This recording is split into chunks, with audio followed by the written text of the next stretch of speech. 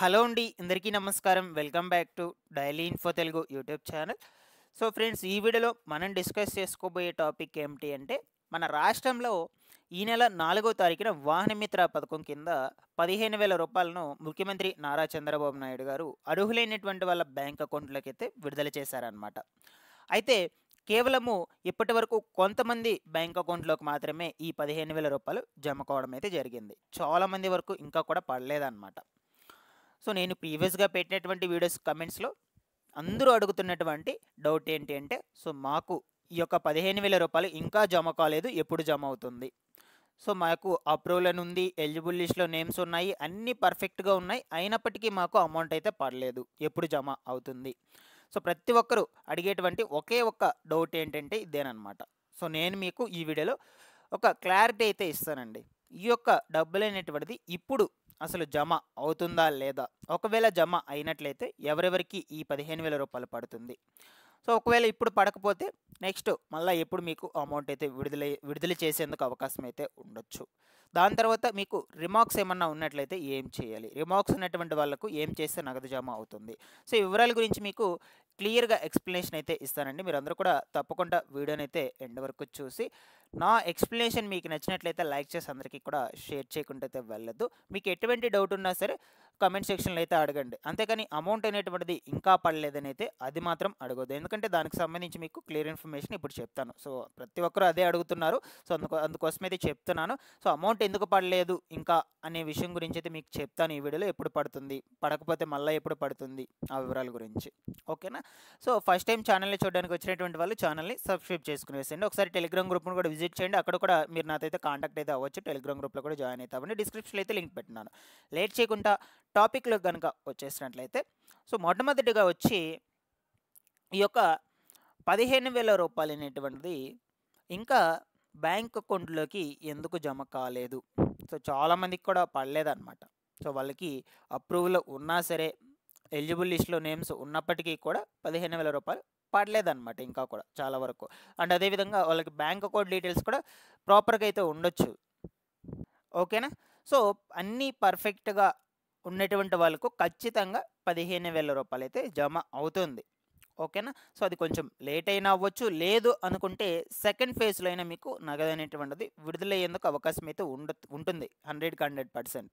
So మీరైతే ఆందోళన చెందాల్సిన అవసరమే లేదు. సో మీకు అన్నీ పర్ఫెక్ట్గా ఉండి, ఎలిజిబుల్ లిస్ట్లో నేమ్ ఉండి, ఓకేనా, సో అప్రూవల్ అని ఉండి, బ్యాంక్ అకౌంట్ డీటెయిల్స్ అన్నీ కూడా క్లియర్గా ఉంటే ఖచ్చితంగా అమౌంట్ అయితే పడుతుంది. సో ఫర్ ఎగ్జాంపుల్గా తల్లికి వందనం పథకం కింద నిధులైతే విడుదల చేశారు కదా. సో అప్పుడు మనకు ఫస్ట్ ఫేజ్లో, అంటే తొలి విడతలో విడుదల చేసినప్పుడు అప్పుడు ఫస్ట్ ఫేజ్లో చాలామంది కూడా జమ కాలేదన్నమాట. వాళ్ళందరికీ సెకండ్ ఫేజ్లో నిధులైనటువంటివి అయితే విడుదల చేశారనమాట. సో ఆ తర్వాత సెకండ్ ఫేజ్లో కూడా ఇంకా కూడా చాలామందికి జమ కాలేదు. సో దాని తర్వాత థర్డ్ ఫేజ్లో, సో ఈ విధంగా వెళ్తుంది కదా. సో సేమ్ అదే ప్రాసెస్లో కూడా మనకు ఈ యొక్క వాహన మిత్ర పథకం కింద కూడా జమ చేసేందుకు అవకాశం అయితే ఉండొచ్చు. ఫస్ట్ ఫేజ్లో రిలీజ్ చేసినప్పుడు ఎవరికైతే జమ కాలేదో, పెండింగ్లో ఉన్నాయో వాళ్ళందరికీ సెకండ్ ఫేజ్లో క్లియర్ చేస్తారు. ఓకేనా? మీరైతే ఎవరు కూడా టెన్షన్ పడాల్సిన అవసరం అయితే లేదు. సో ఇప్పుడు వెయిట్ చేయండి, అమౌంట్ పడితే పడినట్టు, లేదు అనుకుంటే ఖచ్చితంగా సెకండ్ ఫేజ్ అయితే ఉంటుంది మనకు ఈ వాహన మిత్ర పథకానికి సంబంధించి కూడా. ఓకేనా? సో ఏ విధంగా అయితే తల్లికి వందనం పథకానికి ఉండిందో, సో సేమ్ అదేవిధంగా ఈ యొక్క వాహన మిత్ర పథకానికి కూడా ఉంటుందన్నమాట. ఓకేనా? సో ఇక్కడ వరకు క్లియర్ అని అనుకుంటున్నాను. అమౌంట్ అనేటువంటిది ఖచ్చితంగా అయితే జమ అవుతుంది. ఎవరు కూడా జమ అవ్వదని అయితే అనుకోవద్దు. సో మీకు కొన్ని కారణాల చేత పెండింగ్లో అయితే పడుంటాయి. ఓకేనా? సో వాటన్నిటిని కూడా మీరు రెక్టిఫై చేసుకున్నట్లయితే, ఆ రిమార్క్స్ అన్నిటిని కూడా క్లియర్ చేసుకున్నట్లయితే మీకు అమౌంట్ అనేటువంటిది అయితే జమ అవుతుంది. అన్నీ పర్ఫెక్ట్గా ఉన్నటువంటి వాళ్ళకి సంబంధించి బ్యాంక్లో కొన్ని సర్వర్స్ ప్రాబ్లం వల్ల, సో మీ యొక్క బ్యాంక్ అకౌంట్ సర్వర్ ప్రాబ్లం వల్ల, సో వివిధ కారణాల చేత కూడా మీకు డిలే అయితే అవ్వచ్చు అనమాట. ఎందుకంటే డీబీటీ విధానంలో జమ చేస్తూ ఉన్నారు కాబట్టి కొద్ది రోజులు వెయిట్ చేయండి. లేదు అనుకుంటే ఖచ్చితంగా సెకండ్ ఫేజ్లో అయితే జమ అవుతుంది. సో అప్పటికి మీరు గ్రీవెన్స్ రేస్ చేసుకోవచ్చు. సెకండ్ ఫేజ్కి సంబంధించి గ్రీవెన్స్ రేస్ చేసుకుంటే మీకు మళ్ళీ అమౌంట్ అనేటువంటిది జమ కావడం అయితే జరుగుతుందన్నమాట. ఇప్పుడు చాలామంది కూడా ఈ యొక్క వాహన మిత్ర పథకానికి సంబంధించి గ్రీవెన్స్ అయితే రైజ్ చేసుకున్నారు ప్రజెంట్. ఓకేనా? ఈ చలానాలు క్లియర్ చేసుకొని కావచ్చు. అండ్ అదేవిధంగా 300 యూనిట్స్ యూజ్ చేయకపోయినా సరే యూజ్ చేస్తున్నట్లు రాంగ్గా ఎంటర్ కావడం వల్ల కావచ్చు. అండ్ అదేవిధంగా ఇన్కమ్ ట్యాక్స్ పే చేస్తున్నట్లు వచ్చింది.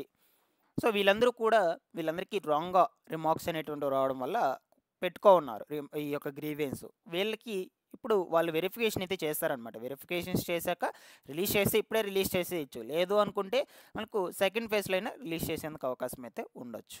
ఓకేనా. సో ఇటువంటి ఇన్ఫర్మేషన్ అనేటువంటిది మనకు పర్టికులర్గా గవర్నమెంట్ నుంచి ఇంకా ఎటువంటి అప్డేట్ కూడా రాలేదు, ఎందుకు ఇంకా జమ కాలేదు అనే విషయం మీద. బట్ నా అభిప్రాయం ప్రకారం అయితే చెప్తున్నాను, ఖచ్చితంగా 100% అమౌంట్ అనేటువంటిది అయితే జమ అవుతుంది. మీరు ఎవరు కూడా ఆందోళన చెందాల్సిన అవసరం అయితే లేదు. సో ఇన్ కేస్ మీరు 300 యూనిట్స్ యూజ్ చేస్తున్నట్లయితే మీకు అమౌంట్ అయితే పడదనమాట. అది మీకు 12 నెలలు సగటు సరాసరి తీసుకుంటారనమాట. అంటే గత 12 నెలల్లో మీరు ఏ ఒక్క మంత్ యూజ్ చేస్తున్నా మీకు అమౌంట్ అయితే రాదనమాట. ఇది గుర్తుపెట్టుకోండి. సో నెక్స్ట్ వచ్చేసి ఇన్కమ్ ట్యాక్స్ పే చేస్తున్నా సరే మీకు ఖచ్చితంగా పే చేస్తున్నారా మీరు, సో అందువల్ల పే చేస్తున్నట్లయితే మీకు అమౌంట్ అనేటువంటిది అయితే రాదు. సో మీరైతే అడగొద్దు, ఇది కూడా గుర్తుపెట్టుకోండి. నెక్స్ట్ ఇక ఈ చలానాలు ఓకేనా, ఇవన్నీ కూడా పెండింగ్లో ఉన్నట్లయితే వాటిని క్లియర్ చేసుకొని మీరు గ్రీవెన్స్ పెట్టుకున్నట్లయితే అమౌంట్ అయితే పడుతుంది, నో ప్రాబ్లం. సో మీకు చెప్పాను గ్రీవెన్స్ వేటేటికి సంబంధించి పెట్టుకోవచ్చు అని ఆల్రెడీ. ఇక్కడ చూడొచ్చు electricity bill, fitness and vehicle tax, RC expired, ఇవన్నీ కూడా చేయించుకొని మీరు గ్రీవెన్స్ పెట్టుకోవచ్చు. 4 wheeler and government employee, income tax, ఇవి ఇన్కమ్ ట్యాక్స్ పే చేయకుండా ఉన్నట్లయితే మీకు రాంగ్ ఏమైనా ఎంటర్ అయినట్లయితే పెట్టుకోవచ్చు అనమాట. ఓకేనా. ఈ ఇన్వాలిడ్ లైసెన్స్ కావచ్చు, లైసెన్స్ డీటెయిల్స్ నాట్ ఫౌండ్ కావచ్చు, సో వీటన్నిటికి సంబంధించి మీరు గ్రీవెన్స్ అయితే పెట్టుకోవచ్చు, నో ప్రాబ్లమ్. గ్రీవెన్స్ పెట్టుకున్నాక వాళ్ళు మళ్ళీ రీచెక్ చేస్తారు, దాని తర్వాత మీకు అమౌంట్ అయితే వేయడం అయితే జరుగుతుంది. సో నెక్స్ట్ వచ్చేసి ఆగస్టు 31, 2025కు ముందు ఎవరైతే వాహనం కొని దానికి సంబంధించి లైసెన్స్ ఉంటుందో వాళ్ళకి అవకాశం అయితే కల్పించున్నారు ఇప్పుడు. సో దాని తర్వాత వాహనం కొత్తగా కొని దాని తర్వాత లైసెన్స్ ఎవరైనా పొంది ఉన్నట్లయితే వాళ్ళకి నెక్స్ట్ టైం ఇంకొక అవకాశం కూడా ఇస్తారనమాట దరఖాస్తులు చేసుకోవడానికి. అప్పుడు వాళ్ళకి అమౌంట్ అనేటువంటిది విడుదల చేయడం అయితే జరుగుతుంది. ఓకేనా. సో ఇకపోతే కొంతమందికి బ్యాంక్ అకౌంట్ దగ్గర స్టేటస్ చూపించే దగ్గర ఇన్యాక్టివ్ అనేది చూపిస్తుంది అనమాట. సో మీరు బ్యాంక్ అకౌంట్ డీటెయిల్స్కి సంబంధించి అన్నీ ప్రాపర్గా పెట్టుకుంటే అమౌంట్ అయితే పడిపోతుంది. సో ఎవరికైతే పెండింగ్లో చూపిస్తుందో, లైక్ ఎలా అంటే ఈ యొక్క ఎన్పిసిఐ లింక్ చేసుకోకపోవడం వల్ల కావచ్చు. సో ఫర్ ఎగ్జాంపుల్గా ఎక్కడ చూడొచ్చు మీరు, నాకు మన సబ్స్క్రైబర్ ఒకరు సెండ్ చేశారు స్క్రీన్ షాట్ తీసి. ఇక్కడ వాళ్ళకి రిమార్క్ దగ్గర Aadhaar number not map to account number అనేది చూపించింది అనమాట రిమార్క్లో. సో ఇక్కడ వాళ్ళ బ్యాంక్ అకౌంట్కి ఆధార్ అయితే లింక్ లేదనమాట. సో అందువల్ల వాళ్ళకి ఇక్కడ ఫెయిల్డ్ అనేది చూపించేసింది, ఫెయిల్యూర్ అని స్టేటస్ దగ్గర. వీళ్ళు ఎప్పుడైతే ఈ యొక్క ఆధార్కి బ్యాంక్ అకౌంట్కి లింక్లో పెట్టుకుంటారో అప్పుడు మాత్రమే అమౌంట్ అనేటువంటిది జమ అవడం అయితే జరుగుతుంది. అప్పటి వరకు వాళ్ళకి ఇక్కడ ఫెయిల్యూర్ అనేది చూపిస్తూ ఉంటుంది. సో ఈ విధంగా మీరు స్టేటస్ దగ్గర చూడొచ్చు, పేమెంట్ డీటెయిల్స్ ఇక్కడ చూపించింది అతనికి పేమెంట్ స్టేటస్ చెక్ చేసుకున్నప్పుడు.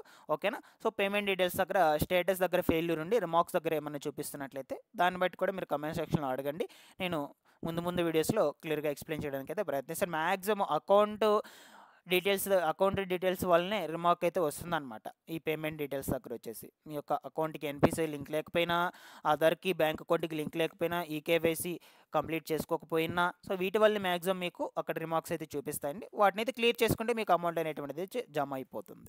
లేదు ఇంకా రిమైనింగ్ ఏమన్నా రిమార్కులు ఉన్నట్లయితే వాటికి సంబంధించి కూడా క్లియర్ చేసుకుంటే అమౌంట్ అనేటువంటిది పడడం అయితే జరుగుతుంది అనమాట. ఓకేనా. సో ఫైనల్గా ఇదంటే మనకు ఈ వాహన మిత్ర పథకానికి సంబంధించినటువంటి ఇన్ఫర్మేషన్. మళ్ళీ కూడా పదే అయితే అడగొద్దు. సో నేను మీకు మ్యాక్సిమం ఈ యొక్క వీడియోలో క్లియర్గా ఎక్స్ప్లెయిన్ చేసి నేను అనుకుంటున్నాను. అమౌంట్ పడలేదు అనేది ఎవరు కూడా అడగొద్దు. అన్నీ పర్ఫెక్ట్గా ఉన్నటువంటి వాళ్ళకు ఖచ్చితంగా అయితే అమౌంట్ పడుతుంది. సో ఇంకేమైనా రిమార్క్స్ వల్ల మీకు పెండింగ్లో ఉన్నట్లయితే, దానికి డౌట్ ఉన్నట్లయితే అడగండి, నేను వెంటనే రెస్పాండ్ అయితే అవుతాను. ఓకేనా. Thanks for watching this one.